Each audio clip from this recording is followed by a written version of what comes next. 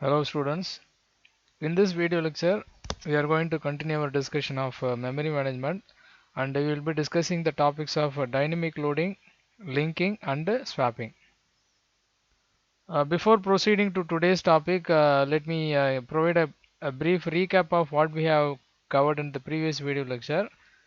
We discussed about the need of protection. So protection in the sense when the operating system is residing in the main memory along with the number of user processes, each process has to be separated. So no process has to intervene into the memory space of another process or the memory space of the operating system. So that separation or the boundary has to be maintained, and that is the idea of protection. And for that we have seen that a simple hardware technique is making use of base and limit register, where the base register will hold the starting address of every process, and the limit register will be loaded with the size of the process. So with the help of this, whenever an instruction is to be executed for a process, the processor will check whether the address being pointed out or provided by that instruction is within the range of that particular process. Then the next topic we discussed was address binding. So address binding is about whenever an instruction refers to an address, or let's say where there is a function call or there is some control statement, there is a go to statement. So in all these cases, the memory needs to be accessed. So how do you specify the memory? That is the topic of address binding. The memory can be either specified during compile time in a simplest implementation, or it could be specified during runtime. So we discussed about the different types of address binding. The next was about the logical and physical address space. When you include the virtual memory into the picture, then there is a main memory which is the actual physical memory, and there is an extended disk memory which acts as a virtual memory. So collectively we call the entire memory as a logical memory, and only the main memory is called as a physical memory. So whenever an address is provided by the CPU, the memory management unit has to decode that address and or map that address to find out the actual physical address equivalent to that logical address. Logical address can also be called as a virtual address, and so the address mapping is the task of mapping the virtual address to a equivalent physical address. Now today's topic, we start with the dynamic loading. The idea of dynamic loading is that generally when a program has to be executed, it has to be completely loaded into the main memory or the physical memory. Only then the execution of that program can take place. But it is inefficient because not all the code needed at the beginning of its execution. So when a program is written, it has a lot of coding that may be needed later, or it may never be needed. For example, we write some exception handling code. They are only executed when an actual exception happens. Similarly, we write some functions which are executed on a conditional basis. So every program comprises of code that is redundant. Then loading the entire program into the main memory will be underutilization or poor utilization of the memory.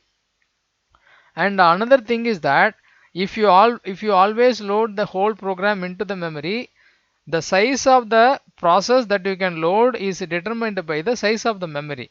So if let's say there is only right now there is only 4 MB of memory, and you want to load a process that is actually needing 7 MB, then you cannot load that process until you get a larger memory available. So this puts a limit on the size of the process that you can load into the memory. To overcome these drawbacks, there is a method called dynamic loading that is made use of. So under dynamic loading, the routine is not loaded until it is called. So the operating system will not blindly load the entire program into memory. It will only load what is currently called, which module is currently required for execution, and only that alone will be loaded, and the remaining part will be kept in the disk. So we have already got this idea that there is a virtual memory in the form of disk memory which will hold the content which is currently not needed but may be needed shortly. So that part of the memory will be used where the additional routines which are not currently needed are loaded into the disk memory in a relocatable format. So as a result of this, you never have to load the entire program into memory or the main memory.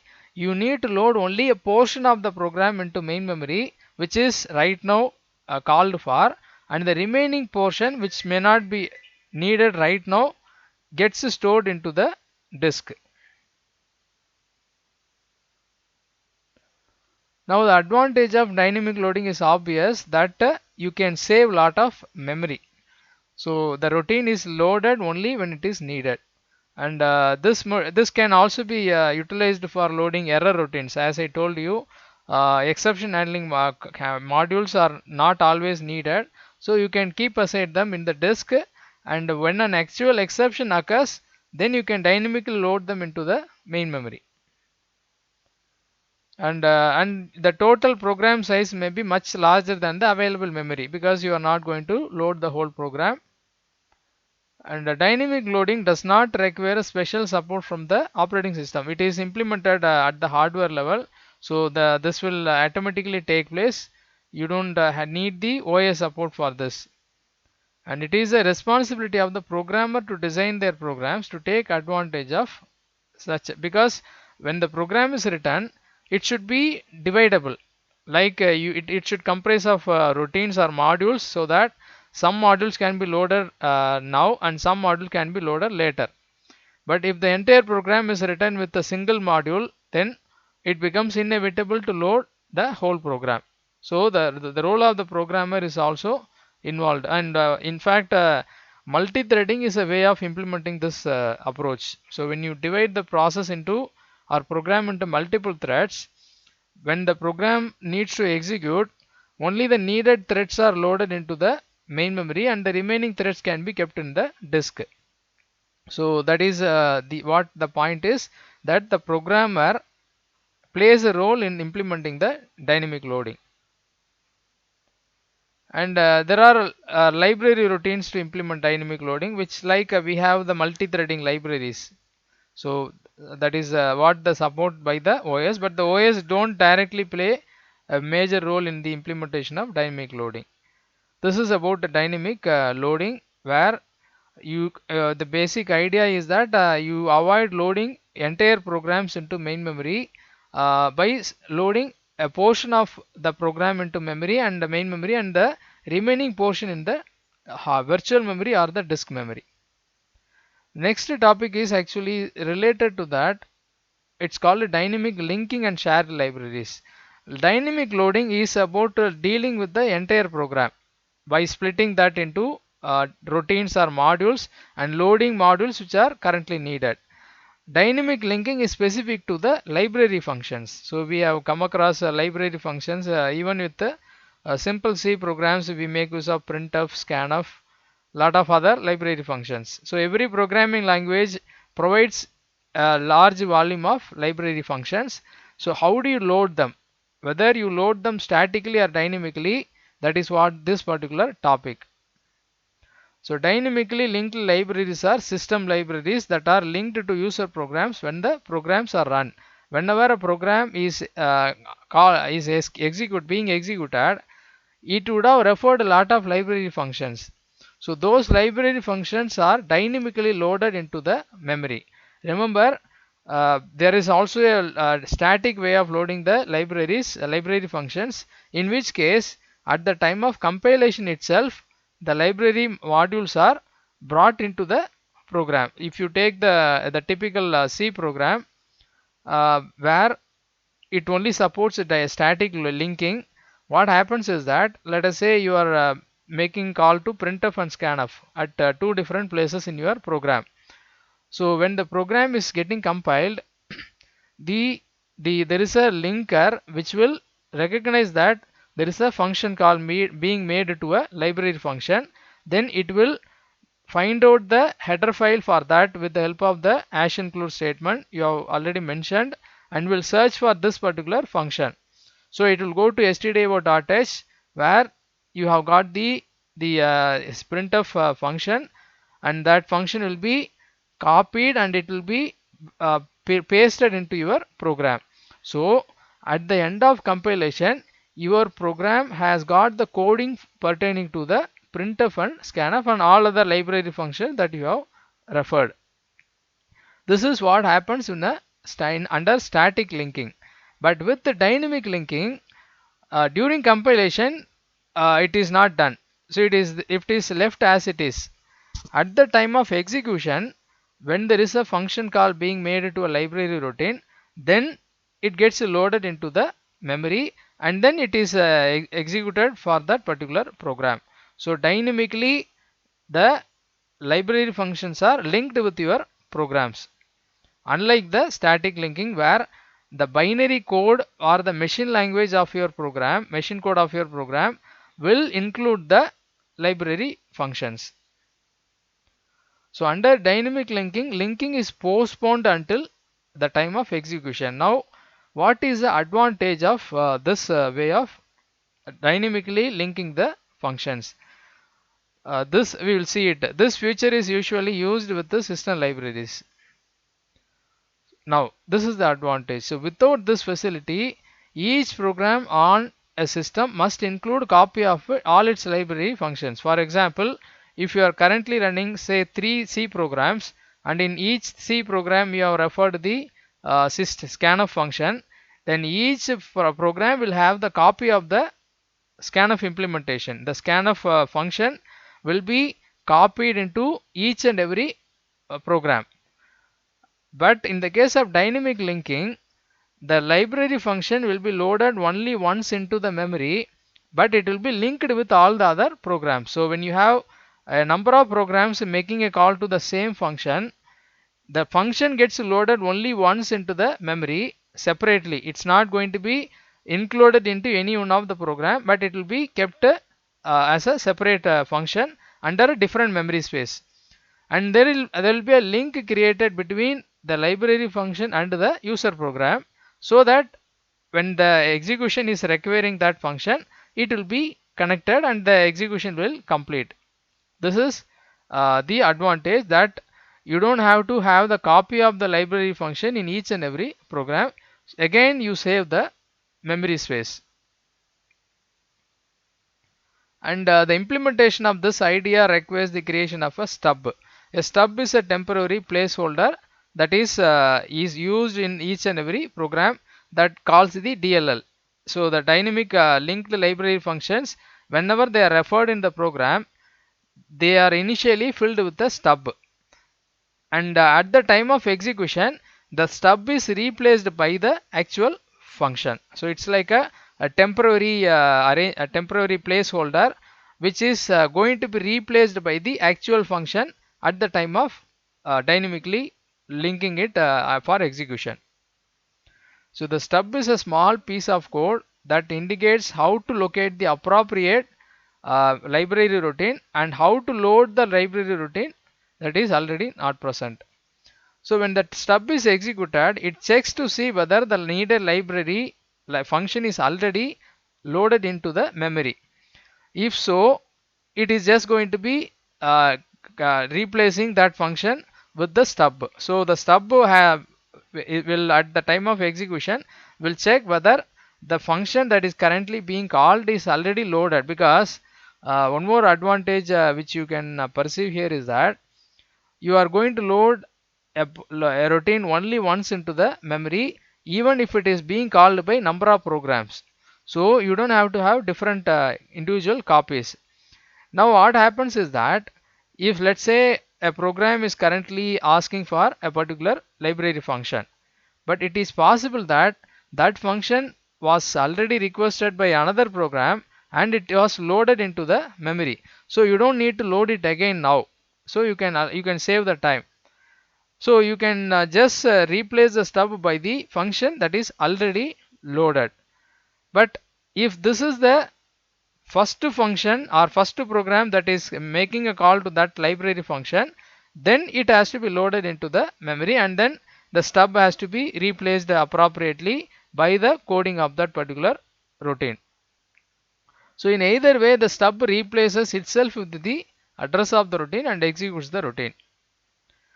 So next time if any other program demands the library function, it's already found in the memory. Only dynamic linking will be required without any cost of loading. So only one copy of the library code is needed and executed in the memory. So this is the idea of a dynamic linking of shared libraries. So this approach we have seen that it is very useful when we deal with the library functions, but it can also be extended to other modules. Like for example, uh, this feature can be extended to library updates. So it's possible that the library functions are getting updated. We know that even with Android we frequently we get updates. So those updates are nothing but modifications of existing modules by identifying some mistakes. So they might have found some bugs in the coding and they would have rectified it. So the new code replaces the older one, and this library updates are for overcoming the bugs can be easily implemented with the dynamic linking. Imagine that your OS follows a static linking. In that case, if any change is made in the library function, it won't be reflected in the program that is already converted into exe, because it is embedded with the actual code. So you have to recompile the program by making a call to the modified version of the library function, and you have to create a exe version of the program. But with the dynamic linking, the library function never gets copied into the program. It always remains externally. Only a link is provided. So when an update is provided for the library function, it is automatically made use of for the execution of the program during the next time. So this is a advantage with the dynamic linking. Similarly, uh, yeah, a library may be replaced by a new version and it is automatically utilized for the execution. Without dynamic linking, all programs would need to be relinked by recompilation to gain access to the new library. Another point is that you may want to have multiple versions of a library function, and different program have to make use of different versions. That's also possible with the version number. So each function having the same name can be provided with the different versions, and based by referring the version number, a program can choose which version it wants to execute. This is what is referred as shared libraries. So unlike dynamic loading, okay, and the point here is that dynamic loading is purely a programmer's task. The OS will provide minimal support, that it provides the library functions to implement dynamic loading. But dynamic linking demands support from the operating system, because compiler is module of the OS. So the dynamic linking has to be implemented at the operating system level.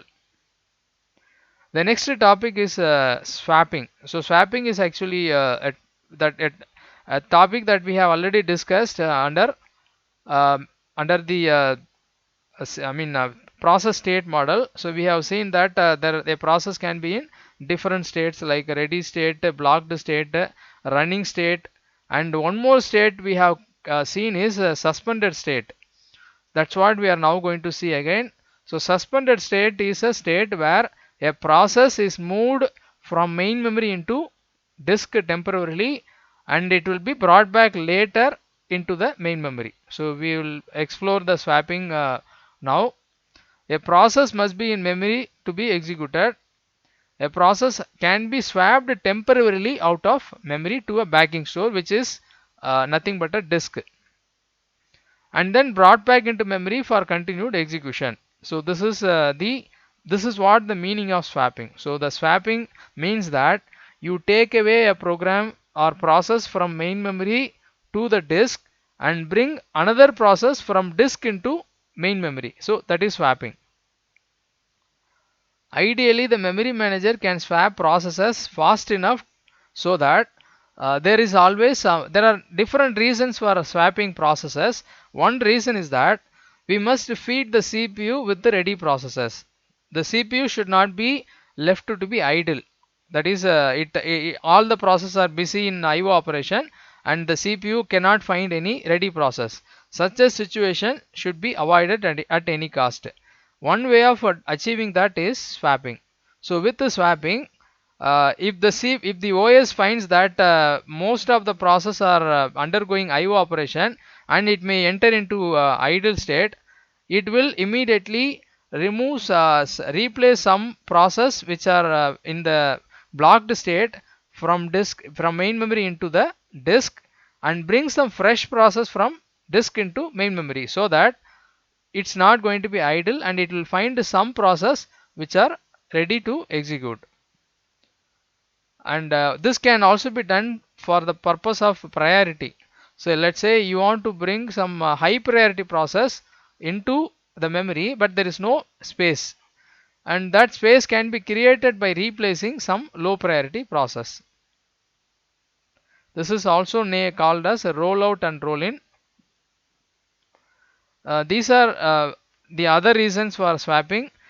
Number one, the OS needs to release sufficient main memory to bring a new process that is ready to execute.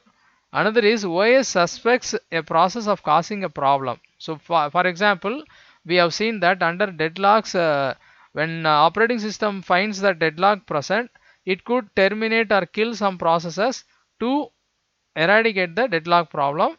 So in that way also this can be done. Another is debugging. A process needs to be debugged, and another a process may be executed periodically and may be suspended. For example, the antivirus software, it's not always running in the computer, but it periodically runs. So you can suspend and load again whenever the need is there for executing the process as per the timing. Next one is parent process request. The parent process may make an explicit request to suspend the child process for some reason. So these are number of reasons for swapping processes. So to give you a better idea about the swapping process activity, let us just observe this animation.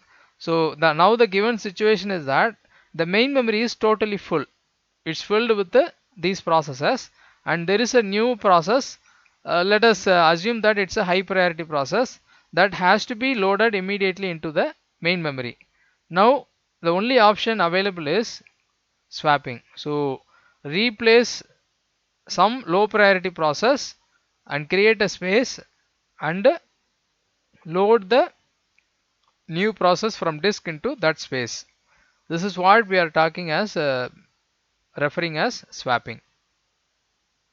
And later, if a space is created automatically, since due to the completion of some process, that space can now be utilized for loading the swapped out process. So P5 returns to the main memory and continues its execution. And one more point I want you to observe in this activity is that, see, P5 was initially here. It was occupying this particular memory space, but after it is swapped in, it is actually loaded into a different region of memory. It was here, but now it is here. This puts some difficulty into the implementation of the processes. See, if you that is where we are now going to relate the mapping function. So we have seen that address mapping can be either uh, compile time, or it can be load time or dynamically mapping. So if we had followed either compile time or load time mapping, then it is impossible to load P5 into a different address after it has been loaded into a set of addresses, because its instruction would have been tied to that particular range of addresses, and now it won't run correctly if it is loaded into a different set of addresses. But only if you had followed the dynamic mapping, then this will work without any issue, that you can load a process anywhere into the memory. uh, just before execution, the mapping will be done.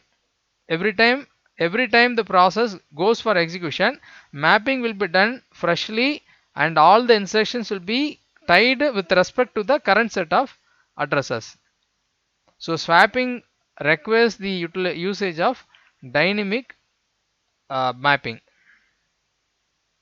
So that is what the point here. So you have to go for binding, that is execution time binding is required. Only then you can swap the processes into different address spaces.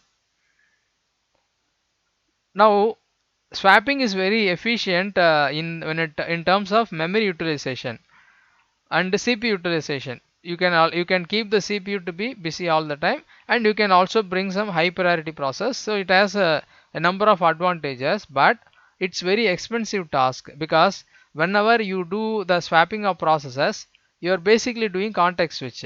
So you have to store and restore multiple times. So that has to be taken into account, the cost of context switching. Imagine that a process is of 100 MB size, and it takes 1 second for swapping a single process, which means that for 50 MB it takes 1 second. That means for this particular process, which is of 100 MB, it takes 2 seconds. And swapping means you have to do it twice. So once you have to copy it into the disk, 2 seconds will be spent for that. Again it has to be copied from disk into memory, another 2 seconds spent. So which means that you will have to spend 4 seconds to do the swapping of this particular process. So on the whole, the swapping itself will consume lot of time. But we can't totally disregard swapping because of this time delay, because it has lot of benefits. So what we need to do is that we have to give the execution time proportional to the transfer time. The total transfer time is directly proportional to the amount of memory being swapped. So for better efficient utilization, we want the execution time of the process to be longer than the swap time, so that the processes spend more time in execution than in swapping. So that timing has to be, in other words, the round robin time, which we have already discussed, has to be chosen carefully such that it is not too short than the swapping time. It should be at least equivalent to or greater than the swapping time. So that is the point here. It should be larger than 0.516 seconds. Now the impact of IO. So swapping is a useful activity. It is actually there is a issue with this particular process. So swapping may be affected by IO operation. So what is it and how is it affecting? That's what we are going to see now. So swapping is constrained by other factors, like for example, that the process it works without any problem only if the process is currently idle. Let us say the process is not doing anything, it is just occupying the memory, then you can easily swap it. But what if this process is busy, let's say going through IO operation? So the process is currently undergoing IO operation and it's swapped. This will create some problem. What problem and how to overcome, that is what we are going to see now. A process may be waiting for an IO operation when we decided to swap that process to free up the memory space, and as a result the IO operation may be happening asynchronously. That means that the process is the IO device is providing the input, and that input is supplied to the process to its address space. You can imagine very much like you are receiving a post through the with your address.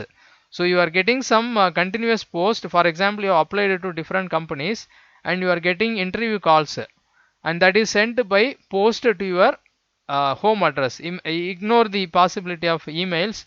Let us assume that this happened some 20 years back. So you would be receiving the interview letters. So your address is very important in that case. Only if you stay in that particular address, you will continue to receive all the letters. Imagine that for some reason you have changed your address. What will happen is that the letters will still continue to the same address without realizing that you no longer live in that particular address, and that letters you may never receive it, because the person who is now residing may not be having that the responsibility to hand over the letters to you. He may simply disregard them. He may simply uh, throw away them. So in that case you will be losing the content. Same way, if a process that was in that particular memory space is getting the IO input from the IO devices, and if it is suddenly taken away from the memory into the disk, the input may still go to that particular address space without knowing that that process has been replaced. So this is what the challenge or the difficulty in implementing swapping uh, with the processes that are undergoing IO operation. If they are not undergoing IO operation, then we don't need to bother about this particular potential problem. So then how to overcome this? One solution is you never swap a process that is undergoing IO operation. That is a very limited solution, not the preferred one. Second is that you don't allow the IO operation to take place directly to the process. Instead, you provide a buffer. So operating system buffer.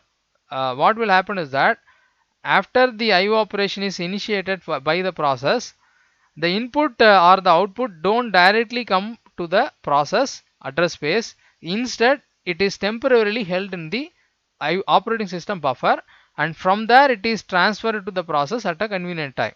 And as a result, even if the process is removed from the memory, it is still not going to affect, because the data is only going to be kept in the operating system buffer. So note that this double buffering itself adds overhead. So you are going to spend some additional memory for creating the buffer space. But this is this is the solution if you do not want to completely avoid swapping IO processes. This is the idea we are talking about, impact of IO in swapping. Imagine that P5 is a process that is currently blocked and it is getting keyboard input, and in the middle of this activity it gets replaced by P6. Now P6 will start to receive the same the remaining input from the keyboard, but P6 has never requested for any input, so it won't utilize that. It will simply drop them. It is even possible that if P6 request for some input and the input of P5 is now coming to P6, it may wrongly assume that the input is actually is for itself, and it may consume that input which was actually meant for P5. So this is the drawback of the IO process being swapped. The remedy is providing OS buffer. So now what happens is that the data is not directly moved from keyboard to process. It's first moved into OS buffer. From there it is moved to the process, ensuring that the process is currently loaded. Now we have discussed swapping, which is a major improvisation in the memory management. So different OS implements the swapping in different ways. If you take the Unix OS, Unix normally don't encourage or employ swapping. It disables the swapping. But suddenly, when it finds that the memory available is very small, and it is an alarming situation that suddenly shortly it may run out of memory, then it will activate that or enable swapping, so that some process can be moved away from the memory, creating some empty space. So normally it is disabled, but once in a while, when the OS the monitor finds that the available memory is too small, it will enable swapping only for a period of time, and once again it will be halted. This is the way Unix approaches swapping. When it comes to mobile systems, swapping is never supported because the amount of disk memory in the mobile systems is very limited. So we don't have the amount of memory that is available with computers. Here it is very less, and that too the memory is very expensive, flash memory. The problem with the flash memory is that it has the limitations of number of writes. So you can only write the into the flash memory for a certain number of times. After that it will wear out. It has a limited life cycle. So if you do more swapping, you will be causing the lifetime of the memory to be reduced.